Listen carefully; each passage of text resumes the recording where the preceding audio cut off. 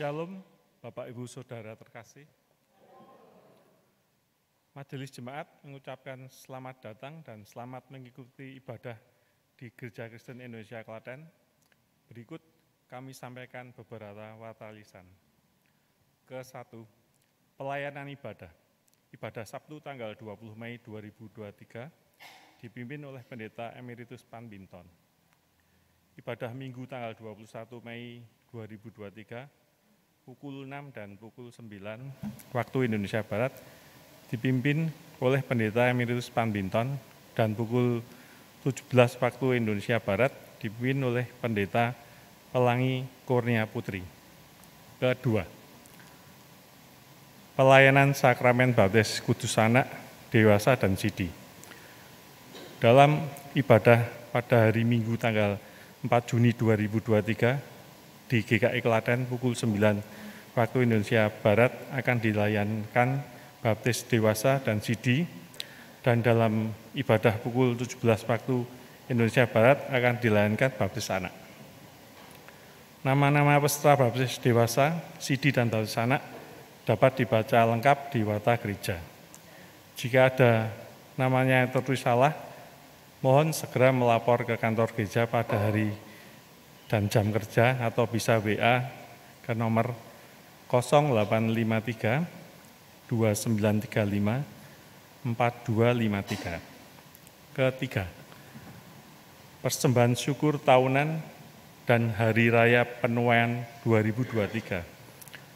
Persembahan syukur tahunan atau Thanksgiving Day akan diserahkan dalam ibadah Pentakosta pada hari Sabtu dan Minggu tanggal 27 dan 28 Mei 2023. Amplop TGD bisa diambil di meja presensi jemaat pada hari Minggu sebelumnya untuk dipersiapkan dengan sebaik-baiknya. Pada hari Pentakosta tahun 2023 ini dengan penuh syukur Majelis Jemaat GKI Klaten menyelenggarakan secara perdana Hari Raya Penuaian atau HRP pada hari Minggu tanggal 28 Mei 2023 pukul 11 waktu Indonesia Barat. Bertempat di gedung GKI Klaten akan diselenggarakan pelelangan persembahan yang berwujud barang dari anggota jemaat dan simpatisan. Bagi anggota jemaat dan simpatisan yang akan mempersembahkan dalam bentuk barang untuk dilelang pada HRP 2023 dapat memperhatikan hal-hal teknis yang dapat dibaca di warta gereja. Keempat, Persekutuan Rut. Persekutuan Rut diadakan pada hari Rabu, tanggal 24 Mei 2023, pukul 17 waktu Indonesia Barat di Wisma Narwastu. Kelima, pelayanan kesehatan. Komisi Kesehatan GKI Klaten akan mengadakan pelayanan kesehatan pada hari Sabtu, tanggal 27 Mei 2023 pukul 15 waktu Indonesia Barat di Wisma Narwastu. Keenam, pernikahan. Bila Tuhan berkenan dan tidak ada keberatan yang sah dari anggota jemaat, maka pada hari Jumat tanggal 2 Juni 2023 pukul 8 waktu Indonesia Barat di GKI Klaten akan dilaksanakan kebaktian pernikahan gerejawi Saudara Ibtu Indra Waspada Wahyudi Putra, STRK SIK, dengan Saudari Dr. Sarah Kalis Salita. Mohon dukungan doa. Ketujuh, selamat ulang tahun. Majelis Jemaat mengucapkan selamat ulang tahun kepada jemaat yang berulang tahun pada minggu ini. Selamat beribadah dan Tuhan memberkati.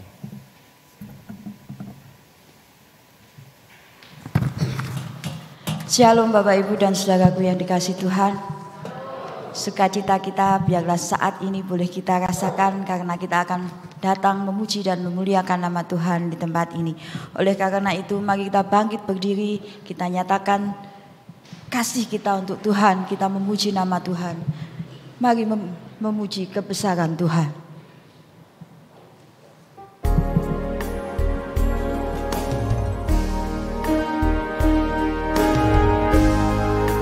Siapkan hatimu saudaraku, kita akan puji kebesaran Tuhan. maka jiwaku memuji-Mu.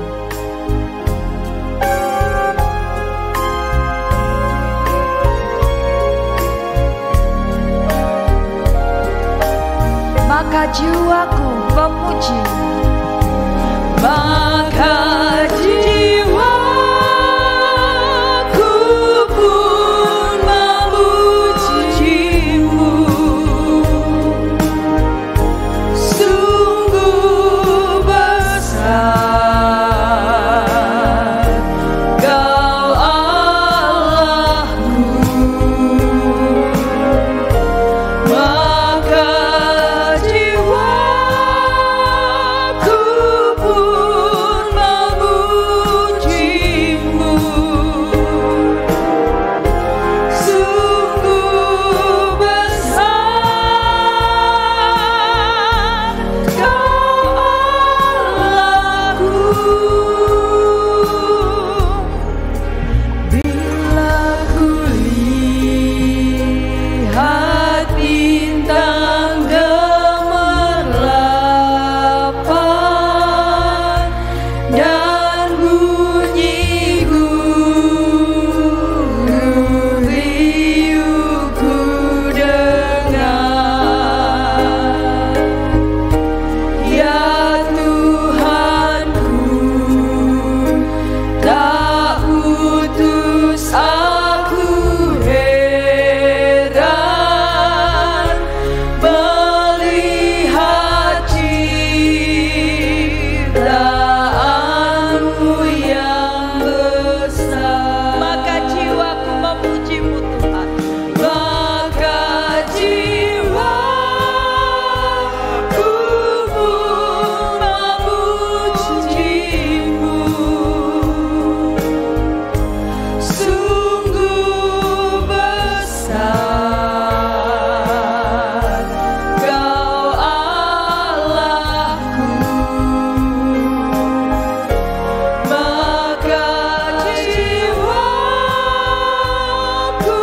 pun memuji-Mu. Sungguh besar Kau Allahku. Maka jiwaku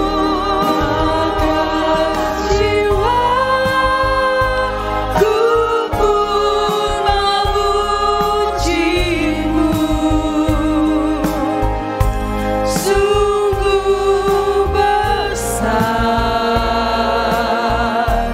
Kau Allahku. Maka jiwaku pun memuji-Mu. Sungguh besar Kau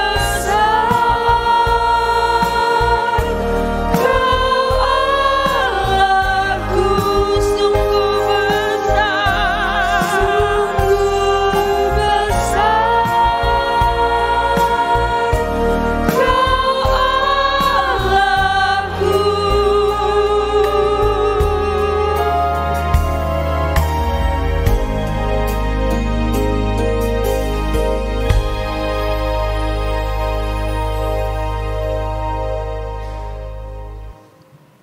Marilah kita kuduskan ibadah Minggu Paskah yang ke-7 ini dalam nama Bapa, Anak, dan Roh Kudus.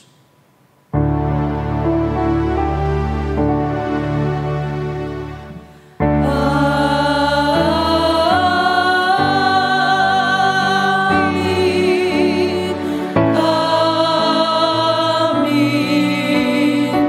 Amin.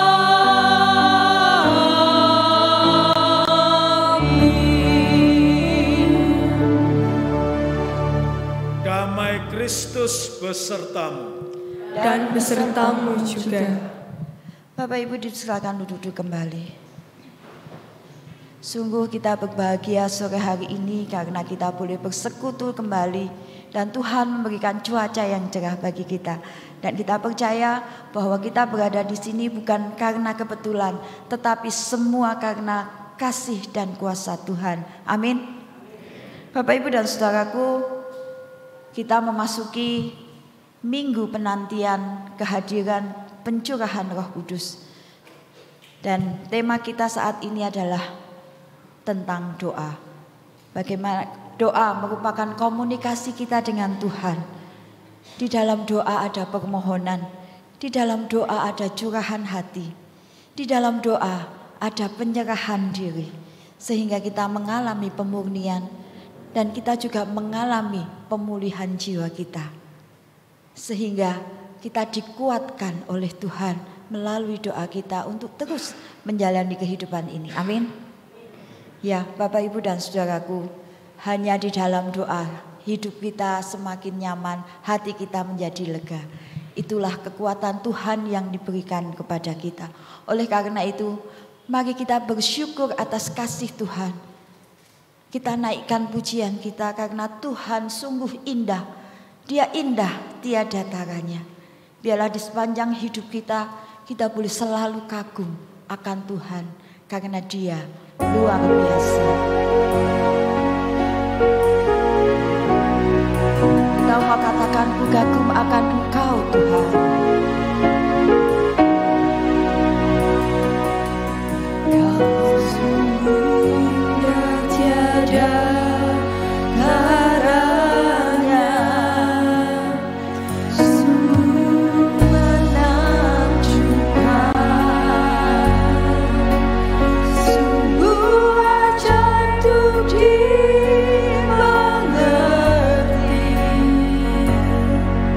lebih dari semua yang ada. Hikmat-Mu tiada terselami, kasih-Mu dalam tak terduga. Kau sungguh indah tiada taranya, mulia dan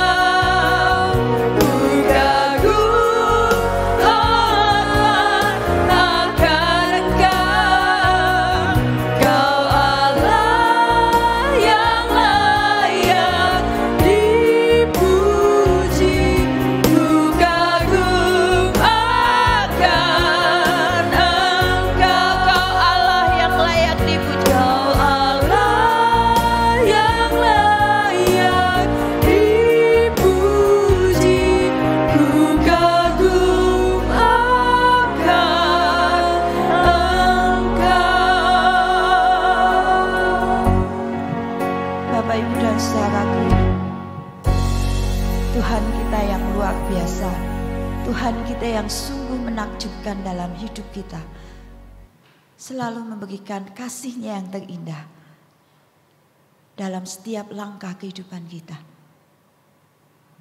Tetapi marilah Bapak Ibu kita datang kembali kepada Tuhan dengan menengok hati kita. Apakah kita juga sudah memberikan yang terbaik untuk Tuhan? Apakah kita sudah membuat Tuhan takjub akan kehidupan kita? Mari Bapak Ibu kita tundukkan kepala. Kita mau datang pada Tuhan, menyatakan segala penyesalan kita, menyatakan semua dosa-dosa kita, dan doa secara pribadi dipersilakan.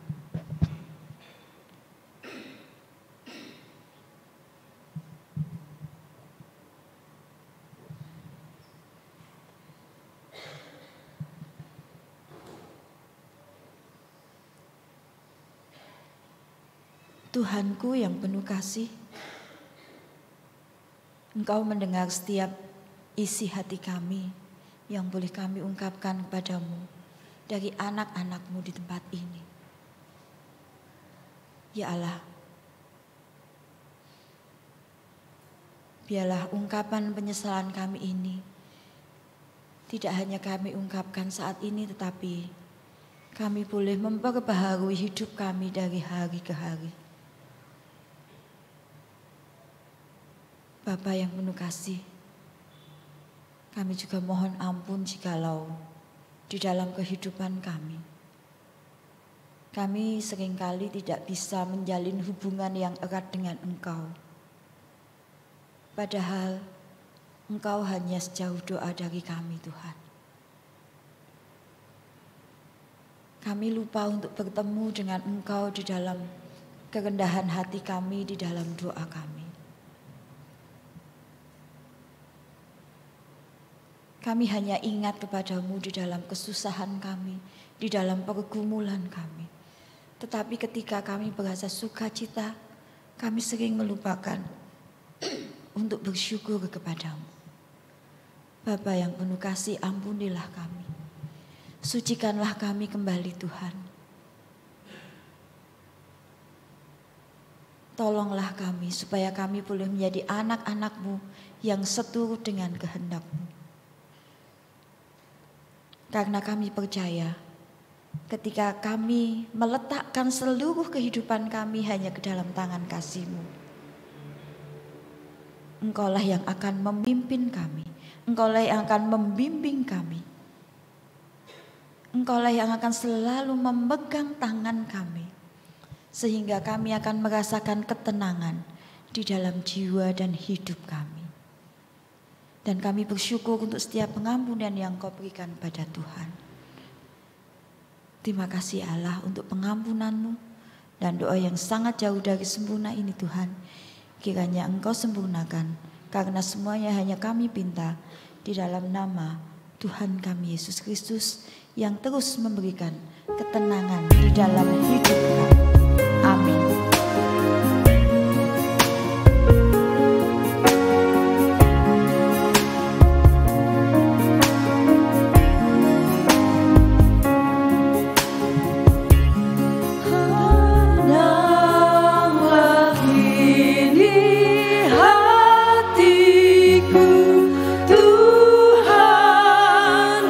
Memimpin langkahku.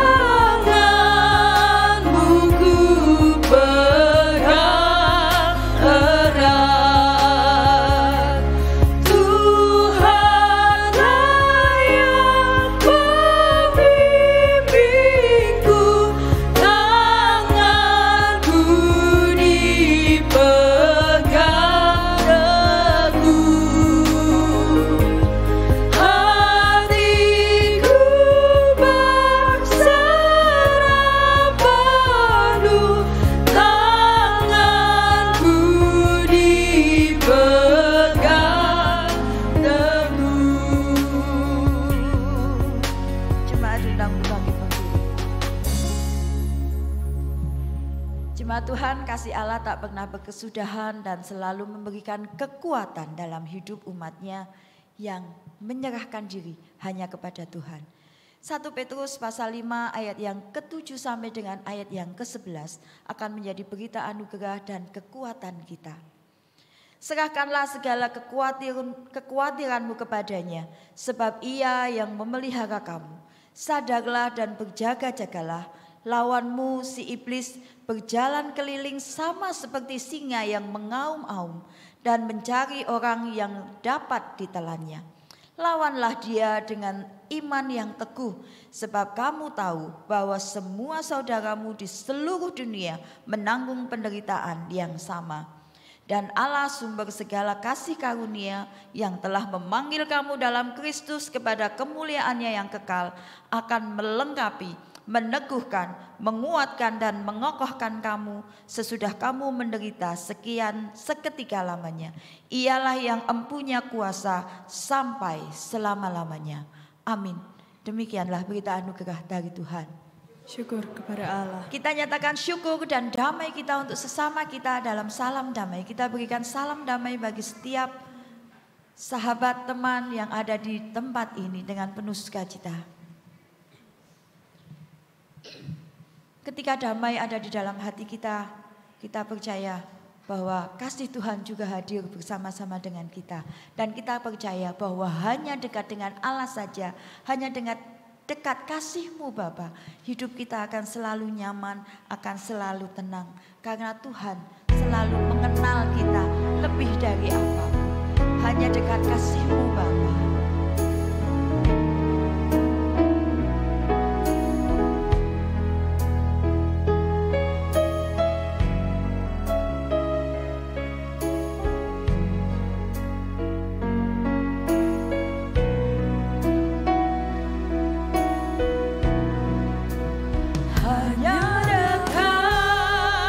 Kasih-Mu Bapa, jiwaku pun tentram. Engkau menerimaku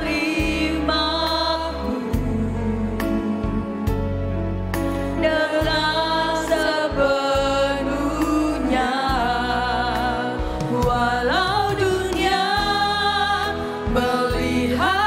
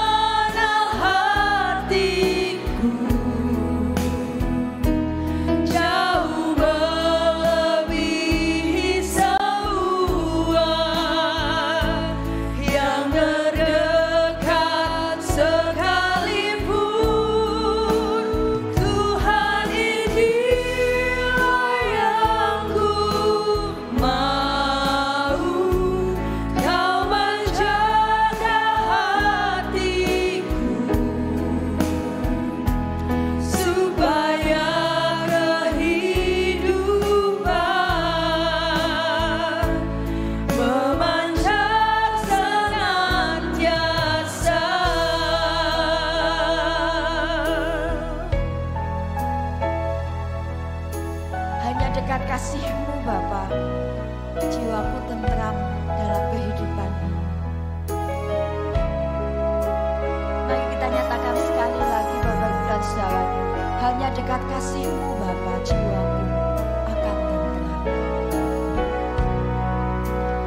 Hanya dekat kasih-Mu Bapa, jiwaku pun tentram. Engkau menerimaku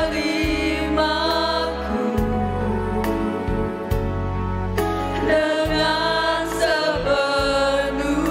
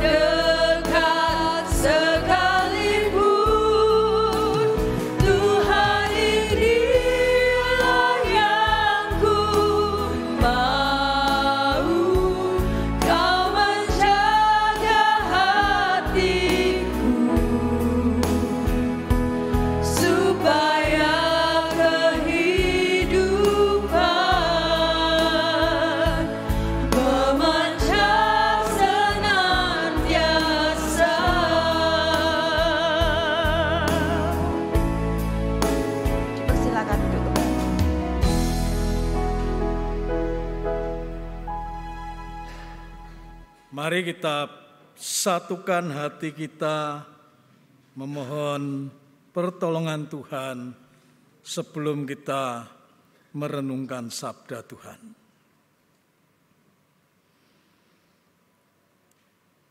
Tuhan, inilah yang kami mau. Jagalah hati kami, Tuhan, supaya kehidupan memancar dari diri kami. Karenanya ya Tuhan, kami membuka hati kami seluas-luasnya. Mari Roh Kudus berkaryalah dalam batin kami semua. Sabda yang kami baca kiranya akan menjadi hidup, dan kami berjumpa dengan Engkau, Sang Firman yang hidup, bukan sekedar mendengarkan renungan atau khotbah, tapi kami mengalami kuasa-Mu dalam batin kami masing-masing. Terima kasih Bapa. Berbicaralah, kami siap mendengar. Di dalam nama Yesus Kristus kami merendahkan diri dan menerima sabda Tuhan. Amin. Mari kita menyimak sabda Tuhan dari dua bagian. Yang pertama, Kisah Para Rasul pasal 1 ayat 12 sampai 14. Nanti yang kedua dilanjutkan Yohanes pasal 17, tapi saya ingin mengganti ayatnya ayat 18 sampai dengan ayat 23. Ya. Dua bagian. Bagian yang pertama, Kisah Para Rasul 1 ayat 12 sampai 14. Maka kembalilah rasul-rasul itu ke Yerusalem dari bukit yang disebut Bukit Zaitun, yang hanya seperjalanan Sabat jauhnya dari Yerusalem. Setelah mereka tiba di kota, naiklah mereka ke ruang atas tempat mereka menumpang. Mereka itu ialah Petrus dan Yohanes, Yakobus dan Andreas, Filipus dan Thomas, Bartolomeus dan Matius, Yakobus bin Alfeus dan Simon orang Selot dan Yudas bin Yakobus. Mereka semua bertekun dengan sehati dalam doa bersama-sama dengan beberapa perempuan serta Maria ibu Yesus dan dengan saudara-saudara Yesus. Dilanjutkan dengan Injil Yesus Kristus menurut Yohanes pasal 17 ayat 18 sampai dengan ayat 23. Sama seperti Engkau telah mengutus aku ke dalam dunia, demikian pula aku telah mengutus mereka ke dalam dunia. Dan aku menguduskan diriku bagi mereka, supaya mereka pun dikuduskan dalam kebenaran. Dan bukan untuk mereka ini saja aku berdoa, tetapi juga untuk orang-orang yang percaya kepadaku oleh pemberitaan mereka, supaya mereka semua menjadi satu, sama seperti Engkau ya Bapa di dalam aku dan aku di dalam Engkau, agar mereka juga di dalam kita, supaya dunia percaya bahwa Engkaulah yang telah mengutus aku. Dan aku telah memberikan kepada mereka kemuliaan yang Engkau berikan kepadaku, supaya mereka menjadi satu sama seperti kita adalah satu. Aku di dalam mereka dan Engkau di dalam aku, supaya mereka sempurna menjadi satu, agar dunia tahu bahwa Engkau yang telah mengutus aku dan bahwa Engkau mengasihi mereka sama seperti Engkau mengasihi aku. Demikianlah sabda Tuhan. Berbahagialah kita yang senantiasa mendengar dan melakukannya dalam kehidupan sehari-hari. Haleluya.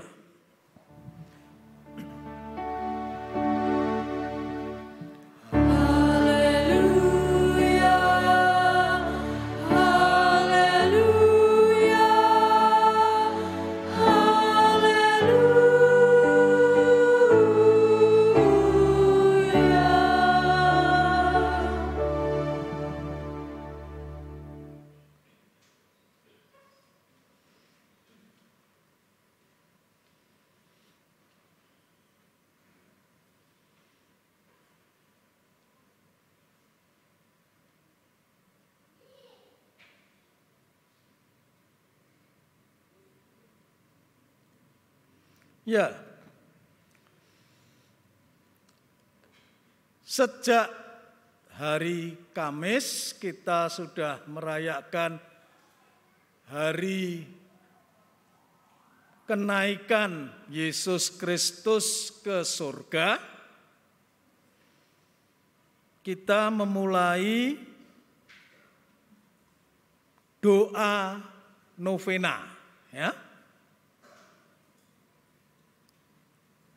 Bapak Ibu tahu artinya doa novena sudah dijelaskan toh oleh majelis jemaat, atau masih ada yang belum tahu? Doa novena itu adalah doa 9 hari. Ya. Novena memang artinya 9. Itu dilakukan di dalam gereja Katolik maupun Protestan. 9 hari apa? Menjelang Pentakosta, hari Minggu yang akan datang. Jadi ada persekutuan doa pra-Pentakosta. Cuma pelaksanaannya di gereja-gereja berbeda. Katolik dan Protestan doanya 9 hari menjelang Pentakosta. Dalam tradisi karismatik dikenalnya bukan doa novena atau doa 9 hari pra-Pentakosta, tapi doa persekutuan doa 10 hari. Loh kok beda jumlahnya hari? Karena begitu hari kenaikan Tuhan Yesus sudah diperingati, sorenya kalau gereja Pentakosta, gereja Betel, sidang jemaat Allah, jemaat Kristen Indonesia, Isa Al-Masih dan lain-lain itu, sorenya sudah mulai persekutuan doa. Jadi jumlahnya 10 hari. Ya, Kamis sampai Sabtu depan lagi. Minggunya Pentakosta. Itu dihitung kalau Pentakosta adalah hari ke-50, kenaikan Kristus adalah hari ke-40, maka selama 10 hari kita mempersiapkan turunnya Roh Kudus. Itu kalau gereja tradisi Pentakostal. GKI, tradisi Protestan, GPIB, GKJ dan sebagainya itu memakai tradisi doa novena seperti tradisi Katolik juga. 9 hari menjelang Pentakosta. Nah, soal 9 atau 10 tidak usah dipersoalkan, karena beda cara memandangnya. Ya. Yang penting kita mempersiapkan diri dengan sebaik-baiknya di dalam menyambut turunnya Roh Kudus. Kalau Natal ada Advent, kalau Paskah kita dipersiapkan dalam Lent atau minggu-minggu Prapaskah, kalau Pentakosta kita dipersiapkan dengan novena. Ya. Jadi kita memang diminta mempersiapkan batin dan spiritualitas kita. Tradisi ini mengikuti kisah para rasul yang tadi kita baca. Yesus naik ke surga, lalu kembalilah murid-murid ke Yerusalem. Sampai di kota, mereka tidak kemudian ribut, woro-woro, Yesus sudah naik surga dan sebagainya. Lukas di dalam kisah para rasul ini menggambarkan mereka itu kemudian langsung naik ke ruang atas tempat mereka menumpang, lalu dimulailah persekutuan doa. Ayat 14, bertekun sehati dalam doa bersama-sama. Ya. Dengan murid-murid yang lain.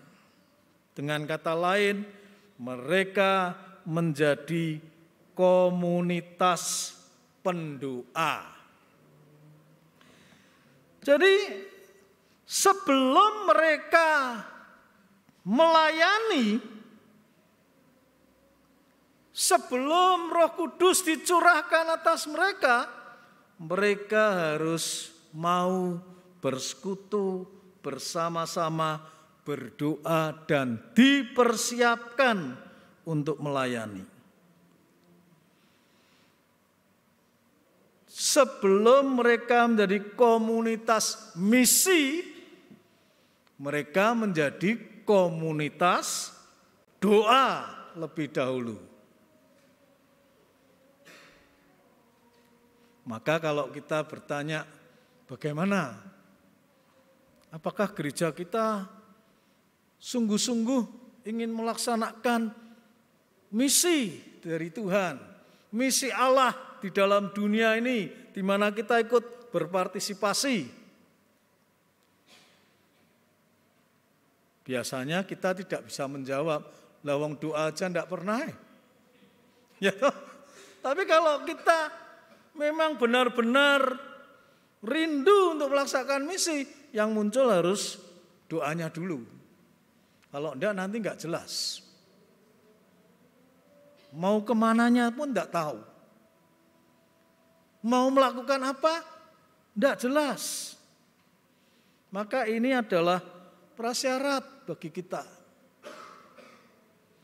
Nah, sebelum mereka menjadi komunitas diakonia, seperti yang dikisahkan dalam Kisah Rasul pasal 2 ayat 44 sampai 45 yang menceritakan bahwa para murid itu berkumpul bersama-sama dan dikatakan tetap bersatu dan kepunyaan mereka, kepunyaan bersama selalu ada dari mereka yang menjual harta miliknya, membagi-bagikannya kepada semua orang sesuai dengan keperluan masing-masing. Dan mereka menjadi komunitas yang memperhatikan kondisi masyarakat begitu rupa yang berkekurangan, yang membutuhkan, mereka layani. Mereka menjadi kumpulan orang yang percaya sehati sejiwa. Mereka menyatakan bahwa sesuatu dari kepunyaannya, tidak seorang pun yang akan berkata bahwa sesuatu dari kepunyaannya adalah miliknya sendiri. Tetapi segala sesuatu adalah kepunyaan mereka bersama. Lihat. Komunitas yang tidak egois sama sekali, tidak pelit, tidak menutup diri dan inklusif dan eksklusif dan kemudian hanya urusan dengan sendiri, tapi menjadi orang-orang yang memperhatikan sekitarnya, berbagi sedemikian rupa. Itu hanya mungkin ketika mereka bersatu dalam doa lebih dulu. Sebelum mereka diutus sebagai para murid, komunitas rasuli menjadi utusan Tuhan, dan komunitas marturia bahkan menjadi martir, menyerahkan nyawa mereka. Ada yang disalibkan terbalik, ada yang dibakar sebagai obor, ada yang dijadikan mangsa binatang buas, ada yang dirajam batu dan sebagainya. Dan martir dalam arti marturia menjadi saksi demikian rupa hanya terjadi ketika mereka belajar menjadi komunitas doa. Kalau enggak doa apa ya sanggup. Coba tahu-tahu Anda diutus. Ayo Mas, jenengan kami utus dari GKI Klaten melayani. Oh, mau melayani kemana? Wah seneng nih jalan-jalan. Oh ini bayangkan jalan-jalannya. Tapi tak utusnya kira-kira pergi itu loh ke daerah kayak Pak Wawan itu. Sumba bagian timur, enggak ada listrik, enggak ada apa. Ya, nanti kalau datang ke sana isinya santet, itu kira-kira jenengan mau enggak? 2 minggu. Hah? Tak kira jalan-jalan ke Labuan Bajo. Kok ternyata ke Sumba Timur yang melarat begitu rupa, enggak ada apa-apa. Moh, ya kan? Tetapi kalau hati sudah dibuka oleh Tuhan ya lain.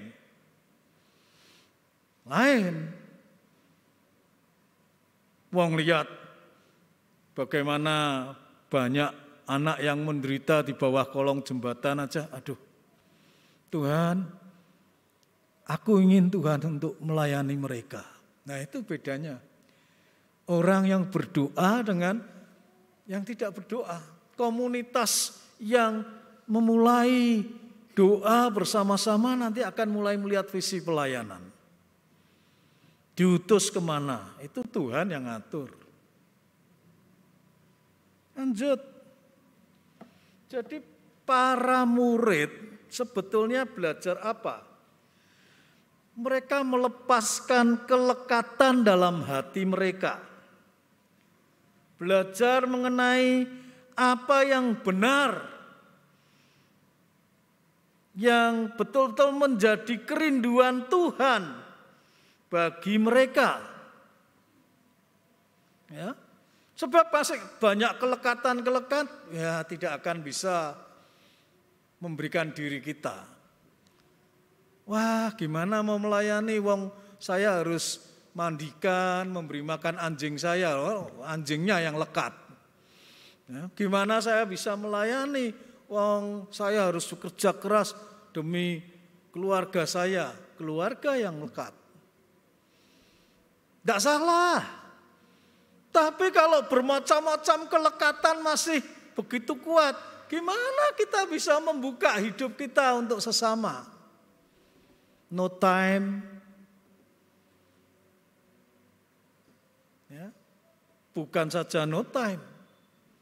Ketidaksediaan kita, waduh eman-eman saya harus korban waktu, korban tenaga, dompet saya. Oh itu nanti biayanya berapa untuk gitu tuh. Wah sorry deh, enggak mungkin. Jadi masih terlalu banyak yang gandoli kalau gitu. Tapi kalau menjadi komunitas doa, kelekatan-kelekatan ini lepas pelan-pelan. Ya. Jadi itu satu proses belajar bersama Tuhan sendiri. Dan itu tidak berhenti pada diri para murid itu setelah turunnya Roh Kudus, stop semua. Oh enggak. Justru setelah turunnya Roh Kudus Anda baca mereka bertekun dalam doa. Mereka bertekun dalam doa. Sampai pada waktu mereka berdoa untuk Petrus yang di dalam penjara. Mereka itu sampai tidak sadar Petrusnya sudah di depan pintu. Ngetok pintu. Wah, mereka dengar suaranya Petrus. Wah ini apa ya Petrus? Wong Petrus masih dalam penjara, kita masih mendoakan. Sampai kuasa Tuhan begitu rupa loh, dahsyat sekali. Mereka masih berdoa, Tuhan sudah memberi jawaban doa begitu rupa. Petrus dilepaskan dengan gempa bumi, lepas begitu rupa, malaikat Tuhan yang melepaskan. Mereka sampai kaget, melongo melihat jawaban Tuhan seperti itu. Karena doa. Dan itu proses terus, tidak terus berhenti doanya. Sebelum turunnya Roh Kudus, sesudah turunnya Roh Kudus, dan sewaktu misi mereka laksanakan. Nah kalau sudah begitu artinya kita harus terus memeriksa jiwa kita di hadapan Tuhan. Yang beginian tidak dilaksanakan di tradisi Protestan, Pentakosta dengan baik. Kalau mau belajar yang seperti ini, itu tradisi Yesuit. Yesuit itu kayak Kopassusnya Angkatan Darat. Ya. Orang-orang Yesuit itu kalau setahun sekali harus memberikan waktu 1 bulan. Jadi romo-romo Yesuit itu enggak terus sepanjang tahun pelayanan, itu enggak boleh. Mandek. Ambil waktumu. Kemana? Girisonta. Ya, biasanya ke Ungaran situ. Lalu di situ mereka harus datang berlutut di hadapan Tuhan, mereka berdoa, memeriksa batin kembali. Jangan-jangan aku sudah tidak lagi mengutamakan Kristus. Aku sudah memilih panji ketenaran diri. Aku sudah memilih keinginan-keinginan duniawi yang menyelinap pelan-pelan menyeret diriku. Nah itu disadari. Mana ada sih orang mendadak jadi jahat, tadinya baik kemudian tahu-tahu menjadi kayak setan? Tidak ada. Selalu kalau orang sudah di dalam Tuhan, kemudian tiba-tiba berubah itu jarang sekali. Yang ada itu pelan-pelan prosesnya. Pertama-tama mungkin diajak teman, ayo dolan. Ternyata kok ya enak ya kalau main-main begini nih. Nah, motocross yuk motocross. Waduh, asik ya hobi gini. Terus setelah motocross makin lama makin seneng. Tahu-tahu sudah doanya sudah mulai luntur. Pelayanannya mulai hilang. Tahu-tahu ada cewek motocrossan yang mulai ngajak-ngajak macam-macam. Nah, tahu-tahu sudah mulai gandengan. Nah, begitu toh ya. Mana ada yang langsung hari ini masih melayani begitu rupa, besok jadi jahat begitu, tidak ada. Adanya ya tahu-tahu hanyutnya itu pelan-pelan. Pertama diajak terus mulai jadi hobi. Doanya sudah hepet. Kalau doanya sudah hilang, sudah tidak ada yang menahan itu semua dan kuasa setan ngamuk begitu rupa. Rumah tangga hancur. Tapi itu nyeretnya kan tidak proses seketika. Pelan-pelan. Para pendeta pun, mana ada pendeta yang hari ini jadi pendeta, besok jadi pembunuh. Tidak ada. Ya toh? Nah, tapi banyak toh pendeta yang kemudian meninggalkan pelayanan, jadi pemabuk, jadi tidak karu-karuan hidupnya. Banyak enggak? Banyak. Mengapa? Ya karena tadi tidak dijaga.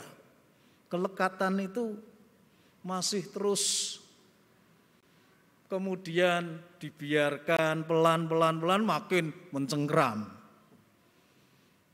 Maka dalam tradisi Yesuit tidak bisa.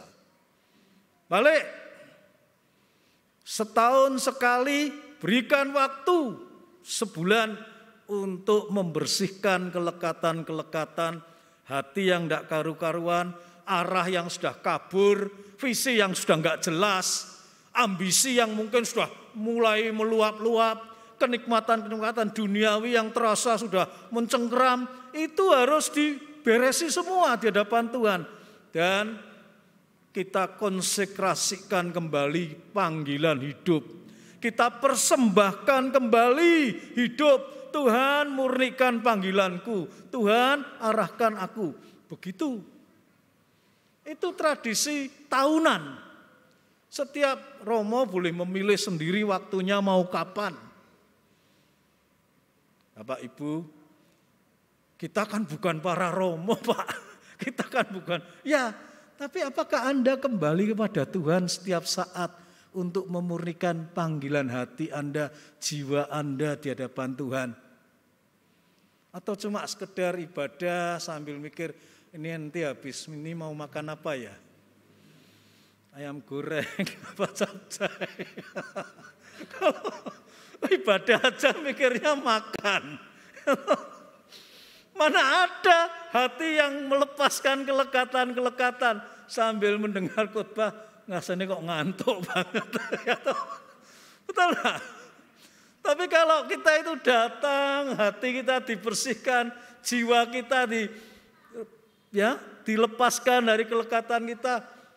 Waduh, kalau Pak Bintang sudah khotbah saya rasanya ngantuk banget. Saya menikmati. Jadi saya ini obat tidur. Bagaimana kita bisa lepas dari kelekatan kalau kita tidak menyediakan waktu doa kita di hadapan Tuhan? Begitulah doa itu menjadi pertolongan untuk kita bersama-sama dipersiapkan di dalam pelayanan. Next, ini yang kedua aspek dari doa tadi adalah semua adalah satu. Ini penting sekali. Seperti doanya Yesus, ya, agar kita semua bersatu. Dan itu menjadi sangat bermakna karena banyak yang sekarang ini menganggap perpecahan gereja itu sudah terlalu biasa. Padahal Yesus Kristus sungguh-sungguh mendoakan agar kita menjadi satu. Menurut Anda, doanya Yesus mujarab atau tidak? Saya tanya semua. Menurut Anda doanya Yesus itu mandi apa enggak? Mujarab apa enggak?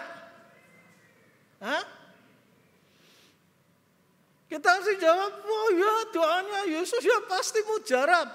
Tapi sak mujarab-mujarabnya doanya Yesus tetap gagal ini di sini.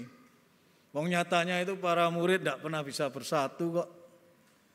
Orang-orang Kristen tidak pernah bisa bersatu loh. Sepanjang sejarah orang-orang Kristen tidak pernah bersatu. Selalu aja geger pecah. Sampai satu kali ada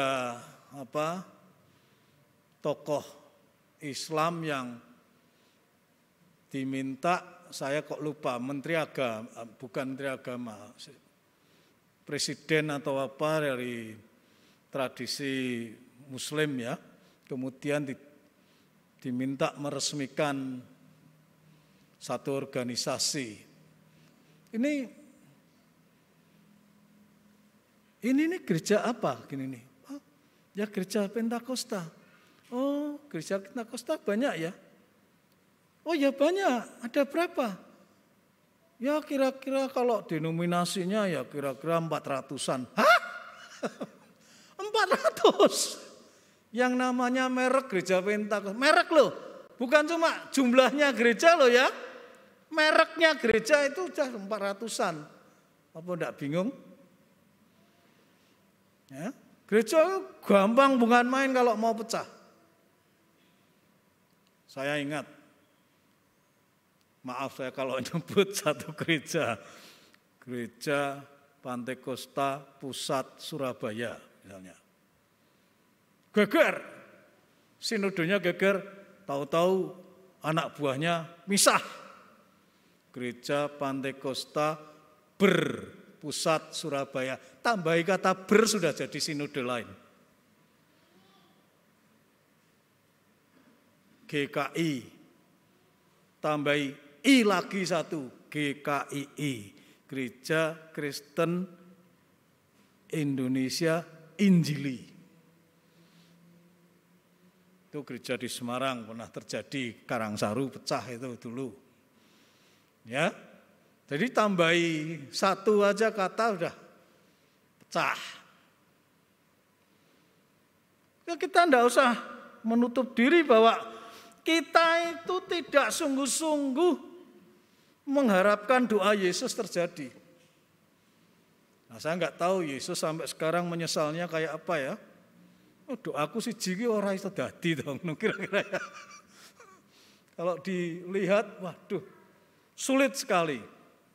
Nah, tapi itu yang didoakan oleh Yesus.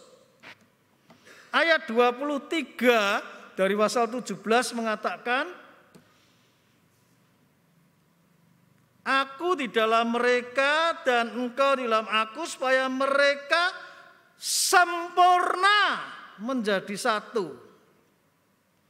Agar dunia tahu bahwa engkau yang telah mengutus aku dan bahwa engkau mengasihi mereka sama seperti engkau mengasihi aku.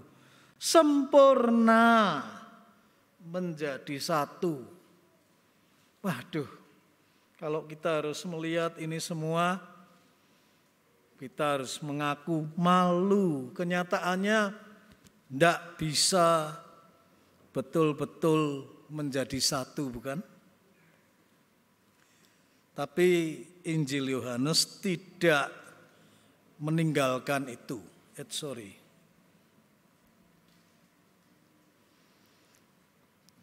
Bagaimana mereka dapat bersatu dijelaskan oleh doa Yesus ini yang ditulis oleh Yohanes. Dan aku telah memberikan kepada mereka kemuliaan yang engkau berikan kepadaku, supaya mereka menjadi satu sama seperti kita adalah satu. Ini kuncinya. Ya. Aku telah memberikan kepada mereka kemuliaan yang engkau berikan kepadaku, supaya mereka menjadi satu. Kemuliaan itu kata kunci. Nah, cuma kita perlu mengerti kemuliaan bagaimana toh yang orang Kristen miliki. Ini kemuliaannya orang Kristen itu seperti yang ditulis 1 Petrus 4 ayat 12 sampai 14. Ini bacaan kita hari ini juga ada sebetulnya, bacaan keduanya. Saudara-saudaraku yang kekasih, janganlah kamu heran akan nyala api siksaan yang datang kepadamu sebagai ujian, seolah-olah ada sesuatu yang luar biasa terjadi atas kamu. Sebaliknya, bersukacitalah sesuai dengan bagian yang kamu dapat dalam penderitaan Kristus, supaya kamu juga boleh bergembira dan bersukacita waktu Ia menyatakan kemuliaannya. Berbahagialah kamu jika kamu dinista karena nama Kristus, sebab roh kemuliaan, yaitu roh Allah, ada padamu. Mau saya doakan supaya Anda menderita? Lah, pendeta kok doakannya begitu? Enggak dong, Pak. Ini yang menjadi renungan doa novena kita hari ini ya. Doa Paulus supaya kita menjadi serupa dengan Kristus dalam penderitaannya. Nah ini, mau enggak didoakan jadi serupa dengan Kristus dalam penderitaannya? Ya. Tapi ini kunci loh Bapak Ibu. Kita itu bisa merasakan privilege. Tidak semua orang diberi. Kalau Anda merasakan, wah saya ini bejo jadi orang Kristen, hidup saya lancar-lancar, penak semua. Berarti memang Anda tidak mendapat kehormatan loh Mas. Kehormatan apa? Kehormatan untuk menderita karena Kristus. Tapi ada orang yang dipecat dari kerjaannya karena tidak mau kerja sama dalam korupsi, berjemaah. Lalu dia mempertahankan iman begitu rupa. Dah kamu out aja. Nah, itu penderita karena Kristus. Kalau penderitaannya sedang ngombe rame-rame terus ditangkap, itu beda lagi. Itu penderitaan karena memang hobinya ngombe. Lalu penderitaan karena dosa dan yang lainnya itu tidak ada artinya. Tapi penderitaan karena Kristus, kamu dinista, kamu didera, kamu mengalami berbagai masalah karena Kristus, roh kemuliaan ada padamu. Menderita karena salib. Jadi kemuliaan orang Kristen ialah salib yang dia pikul. Itu adalah satu kehormatan, privilege. Ya, bagi Kristus. Maka ada satu penulis yang menuliskan satu kalimat yang menarik. Kemuliaan itu dalam paham tradisi Alkitab bukan bersinar-sinar. Kalau dalam tradisi Jawa, kemuliaan itu bersinar-sinar. Betul ya? Betul enggak? Tradisi Jawa begitu kan ya? Kalau mulia itu ya, wah mencorong gitu rupa. Enggak. Kemuliaan dalam tradisi Injil adalah berdarah-darah. Anda harus mengalami berdarah-darah. Hidup Anda, dompet Anda, ekonomi Anda, karena pelayanan Anda. Dan Anda relakan. Sampai seperti yang salah seorang teman saya, istri dari seorang suami yang sangat diberi karunia oleh Tuhan untuk memberi. Karunia-nya memberi, bayangkan. Seneng enggak kalau Bapak Ibu dapat karunia memberi misalnya? Nah itu, diberi karunia memberi. Wah, bagi orang yang karunia kok memberi itu loh. Enggak gampang loh Bapak Ibu ya. Karunia memberi itu Anda enggak boleh nahan dompet loh. Itu sulit loh. Istrinya mengatakan gini, wah saya sudah putus akal kalau sama suami saya. Lah wong tahu loh, ini 2 hari lagi mau dipakai untuk sekolahnya anak-anak. Uang sekolah siapa yang mau bayar segitu banyaknya? Lah kok malah dikasihkan temennya mengatakan ini lagi butuh begini-begini, langsung dikasihkan semua. Saya tanya, kenapa? Lah Tuhan nyuruh tuh. Loh, Tuhan nyuruh tuh. Loh, kok enteng banget Tuhan nyuruh. Lah kene iki sing bingung golek duit deh. Putus asa saya nih. Suami saya tuh kayak gitu terus. Ternyata Besoknya jamnya sudah tiba, dia harus bayar uang sekolah.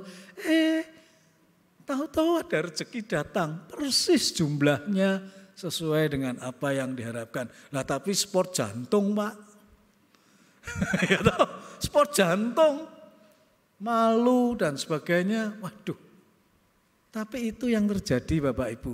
Orang-orang yang mendapat kehormatan untuk mengalami kemuliaan Tuhan begitu itu tidak mudah, betul-betul harus mengalami proses yang sulit. Kemuliaan bukan bersinar-sinar, tapi berdarah-darah. Nah, ketika gereja melakukan pelayanan dengan penuh kasih, meneladani kasih Kristus, memberikan dirinya disalib, gereja akan dipersatukan dalam kemuliaan Kristus. Otomatis menjadi satu. Coba kalau tidak percaya, nanti tiba waktunya misalnya Indonesia mengalami waktu malam gelap, tahu-tahu kekristenan dilarang, yang mau beribadah disiksa, yang pindah agama dipateni, dan seterusnya dan seterusnya. Wah, orang akan kemudian tahu-tahu gereja-gereja menjadi bersatu. Oh benar, kalau ada penganiayaan, gereja-gereja bersatu.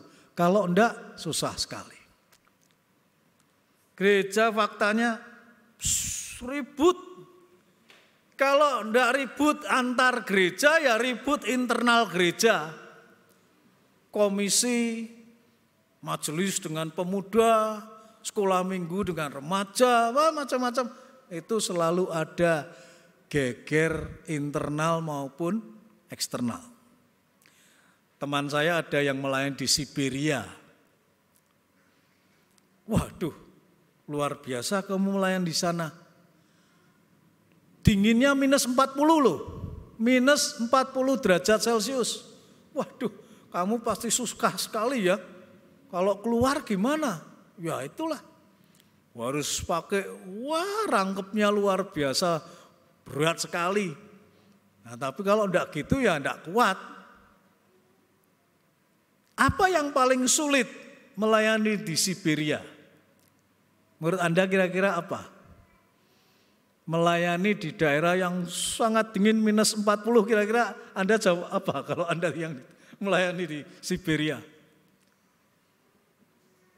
Orangnya pernah saya panggil untuk seminar di Klaten. Cewek loh. Dulu teman sekolah. Nah, jawabannya mengejutkan. Bukan soal suhunya, Ton. Bukan soal temperature.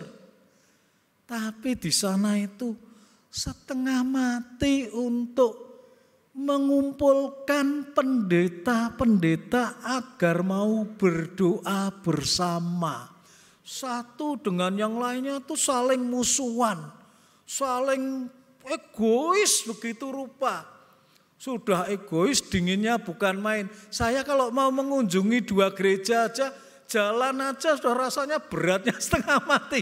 Tapi ini harus jalan sampai 40-50 pendeta, tak approach pribadi-pribadi, tak ajak, tak kumpulkan, tak ajak supaya betul-betul mau memuliakan Tuhan, bersatu begitu rupa. Begitu sulitnya, butuh waktu 2 tahun untuk sampai mereka akhirnya membuka diri dan bersama-sama mencari kehendak Tuhan di Siberia itu. Itu paling sulit. Bukan soal cuaca, bukan soal alam, bukan soal resources, tapi soal hati yang dingin. Soal hati yang tidak bisa bersatu. Soal hati yang tertutup bagi karya Roh Kudus begitu rupa. Itu jawabannya. Jadi ketika kita bersatu dalam doa, betul-betul berani memikul salib, demi Kristus, menanggung segala sesuatu, lalu jiwanya dikarantina sedemikian rupa, akhirnya kita baru siap untuk memberikan diri kita, dimurnikan dari segala ambisi, motif, egoistik, mencari pujian, sanjungan dari dunia, baru kita akan bisa meninggikan Kristus dalam hidup kita benar-benar. Di situ kita siap dan dilayakkan untuk melayani. Kalau enggak, belum layak. Isinya nanti masih gegeran saja, enggak jelas. Semoga Pentakosta ini menolong kita semua. Persiapkan diri kita, berdoalah agar GKI diberi hati yang penuh dengan kerinduan untuk berdoa, dan melalui doa jiwa kita dimurnikan, disiapkan, dan dipersatukan sebelum bersama-sama siap untuk melayani. Saat teduh sejenak dan video nyanyian dari Jeffrey Chandra akan kita renungkan bersama-sama.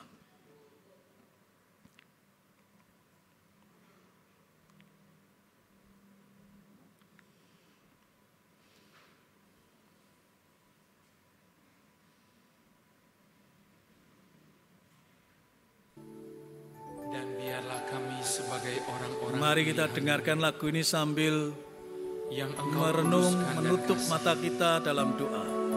Mengenakan kasih sebagai pengikat yang mempersatukan dan menyempurnakan. Karena untuk itulah Engkau memanggil kami menjadi satu tubuh melalui kesaksian kami. Sebelum kami pergi memberitakan kasih-Mu, mulailah dari kami terlebih dahulu. Jadikan kami satu.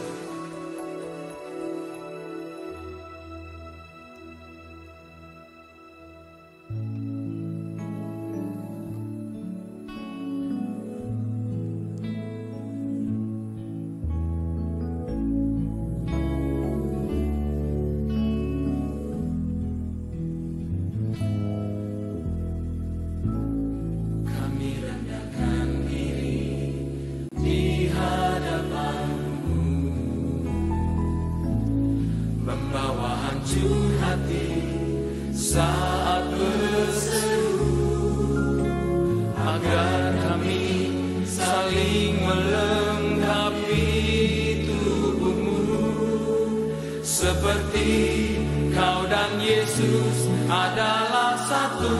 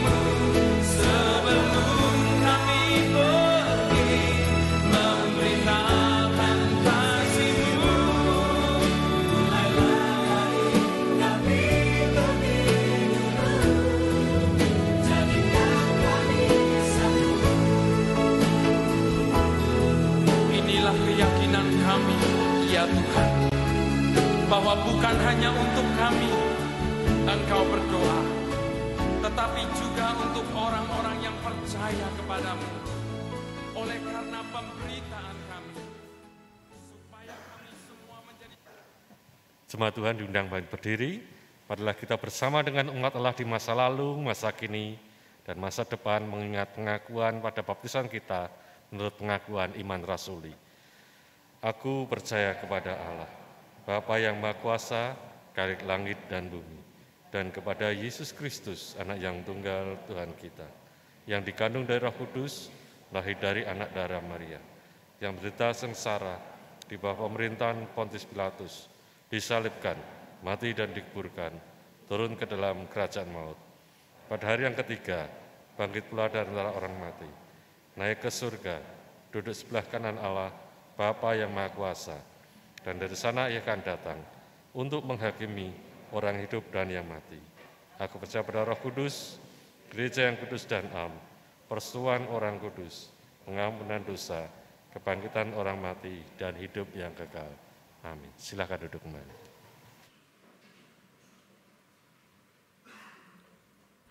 Mari kita berdoa.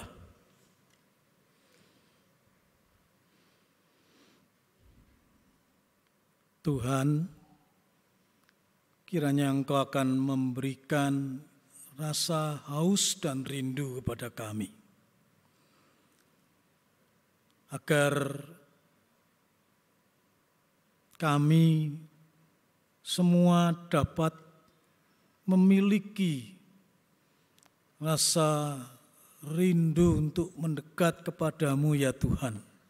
Berdoa sehingga gereja ini benar-benar akan mengenal Tuhan, mengenal kehendak Tuhan, dan dikuduskan, dilayakkan, dituntun oleh Tuhan sedemikian rupa menuju kepada kesaksian, pelayanan, persekutuan yang benar-benar memberkati kehidupan di sekitarnya. Semuanya akan merasakan gereja ini menjadi gereja yang hidup.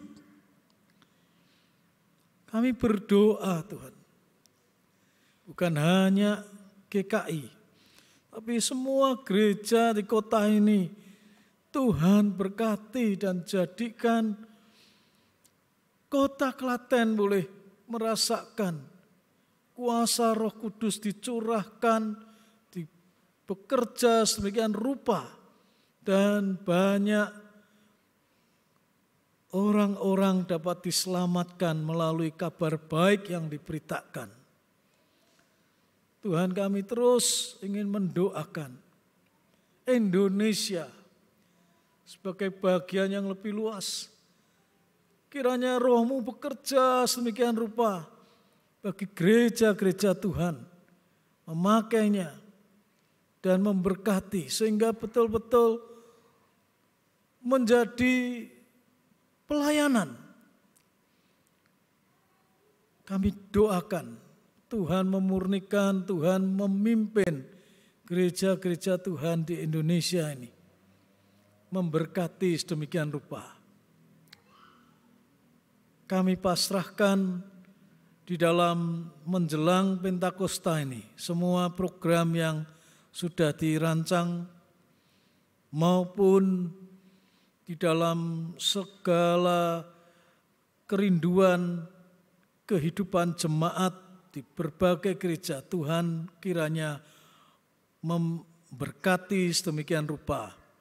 Tuhan pakai para pemimpinnya, Tuhan yang akan menunjukkan visi yang lebih jelas. Kami taruh kehidupan kami secara khusus di dalam tangan kasih-Mu. Biarlah jemaat akan melihat dengan penuh sukacita ketika mereka mulai dipakai oleh Tuhan, memberitakan kabar baik itu dan melihat tanda-tanda ajaib menyertai. Mereka melihat orang sakit disembuhkan, mujizat terjadi, kemuliaan nama Tuhan dinyatakan, hidup diubah. Dan mereka melihat hidup mereka sendiri menjadi hidup yang diperbaharui sedemikian rupa, terus memberkati terhadap sekitarnya. Tuhan, pakai kami semua. Terima kasih Bapak. Kami taruh kehidupan anak-anak-Mu, baik di dalam segala kehidupan rumah tangga, pekerjaan, pelayanan mereka. Tuhan yang akan menyertai. Tuhan memberi kemenangan terhadap persoalan, pergumulan, tantangan yang ada. Tuhan memberikan visi yang jelas dan Tuhan yang akan memberikan, kalau ada di antara kami yang sudah lemah, lesu, loyo, kebangkitan, kuasa oleh karena Roh Kudus bekerja dalam kehidupan kami semua. Terpujilah Tuhan. Kami pasrahkan diri kami di dalam nama Yesus Kristus, Tuhan dan penolong kami yang mengajarkan kami untuk berdoa. Bapa kami yang di surga. Ya, kita nyanyikan.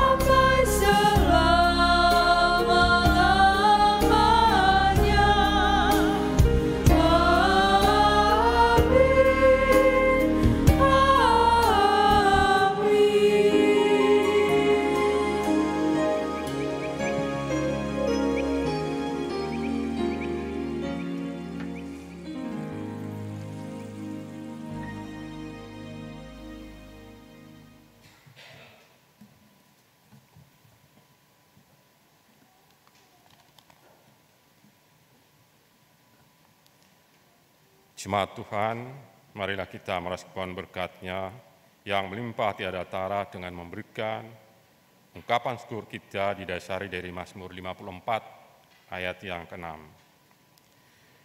Dengan rela hati aku akan mempersembahkan korban kepadamu, bersyukur sebab nama-Mu baik.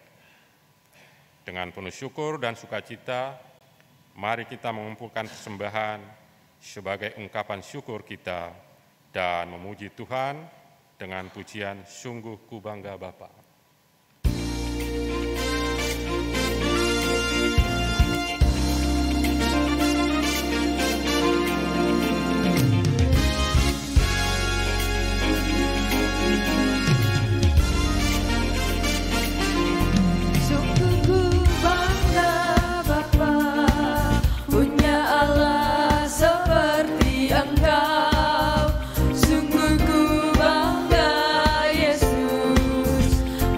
Segala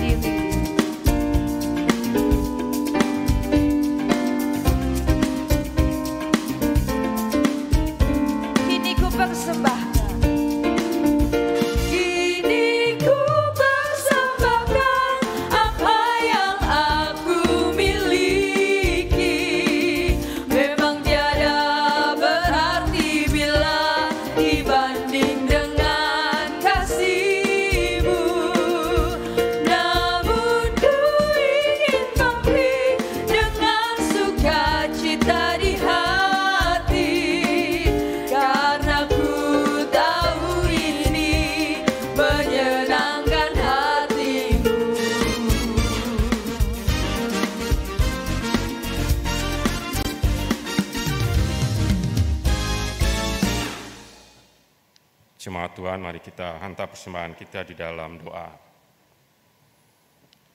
Kami mengucap syukur ya Tuhan, kalau pada sore petang hari ini, di tengah ibadah kami boleh membawa persembahan kami. Seberapapun itu yang telah kami siapkan dari rumah kami masing-masing, Tuhan yang memberkatinya. Sehingga persembahan ini boleh berguna bagi gerejamu di sini, bagi jemaatmu di sini, terutama bagi kemuliaan nama Tuhan sendiri. Berkatilah majelis yang mengelola persembahan ini, sehingga persembahan ini benar-benar dapat dipergunakan sesuai dengan peruntukannya. Apabila di dalam kami mempersembahkan ada salah dan dosa kami mohon ampun. Dalam nama Tuhan kami, Yesus Kristus, kami berdoa dan mengucap syukur. Amin. Jemaat yang dikasihi Tuhan, sebentar lagi kita akan kembali melangkah dalam kehidupan kita. Dan biarlah kehidupan doa kita juga akan terus ada dalam hati kita. Kita semakin dekat dengan Tuhan. Dan juga dengan doa yang kita naikkan dalam Tuhan, hidup kita akan semakin nyaman, semakin damai dalam Tuhan. Kita tetap berada dalam satu kesatuan dalam tubuh Kristus. Karena kita percaya bahwa doa akan mengubah segala sesuatu.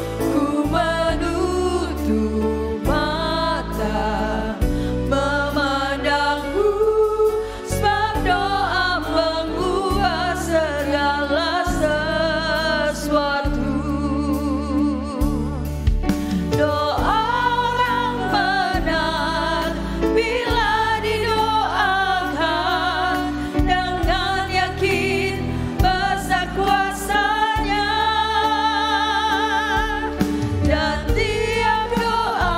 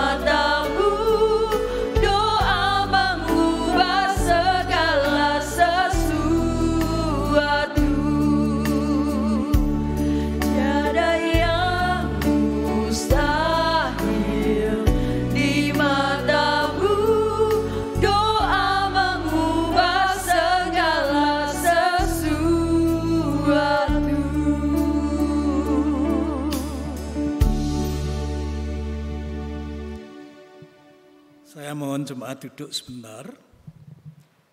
Izinkan saya mengambil waktu sejenak. Tadi saya ditegur Tuhan. Gaya satir saya bahwa doa Yesus yang ada di dalam Yohanes 17 ayat 23 tadi, doa yang akhirnya tidak mujarab, ya. Bukan maksud saya untuk melecehkan atau melakukan penafsiran yang sembarangan, tapi itu merupakan satu gaya satir. Tapi memang itu sesuatu yang mungkin tidak berkenan. Tepatnya begini sebetulnya.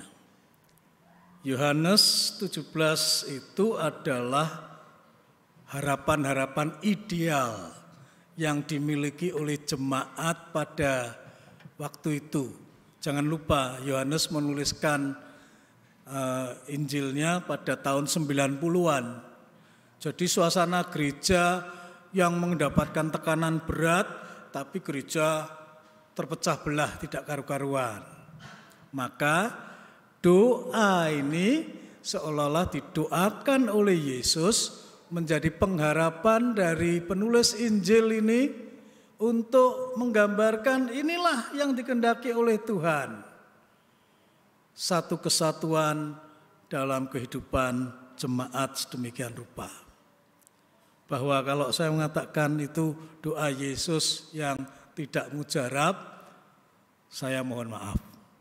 Ya. Dan mari kita memahami sebagai doa atau pengharapan jemaat mula-mula, terutama yang komunitas Yohanes, yang kemudian ternyata sampai hari ini masih tetap jauh dari kenyataan dan terus perlu kita perjuangkan bersama-sama. Tuhan memberkati. Mari kita berdiri, kita